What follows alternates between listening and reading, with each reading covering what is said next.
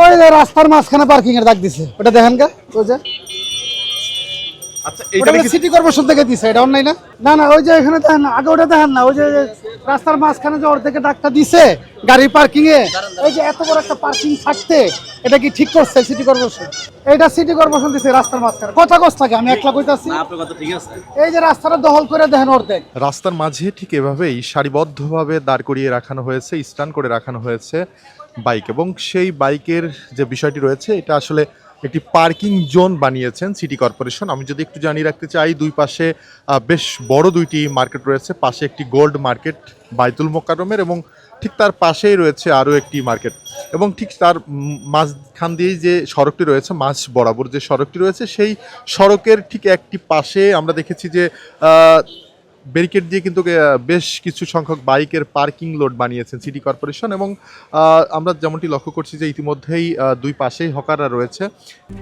RICL TMX, যুগের পর যুগ স্থাপনা থাকে মজবুত, এবং তাদের ঠিক মাঝ বরাবর এভাবেই সিটি কর্পোরেশনের যে পার্কিং জোন রয়েছে সেটি বানিয়েছেন, এবং এই গাড়ি রাখার জন্য আসলে এখানে একটি টাকা তাদের প্রদান করতে হয় সিটি কর্পোরেশনকে, এবং একটি স্লিপ নিয়ে কিন্তু এই গাড়ি এখানে রাখতে হয়।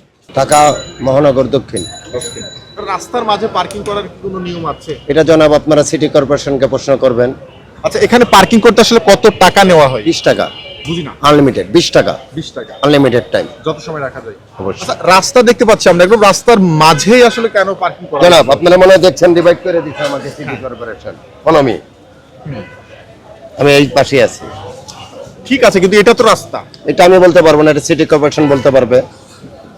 কতদিন যাবত এখানে পার্কিং চলছে? এটা তো আওয়ামী লীগ আমল থেকে চলছে। আওয়ামী লীগ আমলে 30 টাকা ঘন্টা ছিল, তারপরের ঘন্টা ছিল 10 টাকা। আমরা 5ই আগস্ট পরে পেয়েছি, আমরা আনলিমিটেড করে দিছি 20 টাকা। গত 55 বছর একটা নিয়ম হয়ে গেছে মানুষের। এই নিয়ম থেকে বাইরে হইতে হলে আপনার সরকারের সবাই হেল্প করতে হবে, সহযোগিতা করতে হবে। কোনো মানুষের উপযোগী, কোনো মানুষের প্রয়োজন, এবং তারা কাজটা দিলে দেখতে হবে আদৌ তারা কাজটা দিছে কিভাবে, আর এখানে কাজটা করা হয়েছে কিভাবে। আপনি দেখতে পাবেন এখন একটা লোক এখান থেকে আপনি গাড়ি নিয়ে যাচ্ছেন, আপনি একটু সিগন্যালে আসছেন, এরা বললো 20 টাকা দাও। আমরা যেটা ইউটিউবে সোশ্যাল মিডিয়া দেখছি, তাহলে কি এটা ইনজাস্টিস হইলো?